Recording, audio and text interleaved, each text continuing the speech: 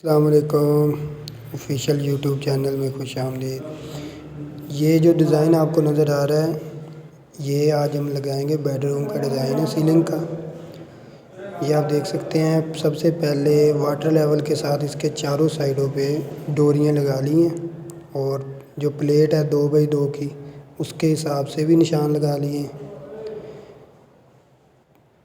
तो ऊपर drill machine के साथ सुराख करेंगे। ये अब इसके दीवार वाली साइड पे है जो किल लगाने हैं, आगे वाली साइड पे तार लगानी है। ये चारों साइडों पे किल लगा लें हम। इसके बाद वीडियो को आप देखते रहिए, पूरा मुकम्मल छत जो है वो लगा के आपको दिखाएंगे। ये किल इसी तरह आपने लगा लेने हैं। निशान जो 2x2 का है, उसके एक उस साइड पे एक उस साइड पे 3-3 इंच का फासला छोड़ के साइडों पे लगा लेने हैं। तो जो आगे वाले इसके स्टेप हैं छत के, वो देखते हैं। तो शुरू करते हैं वीडियो को।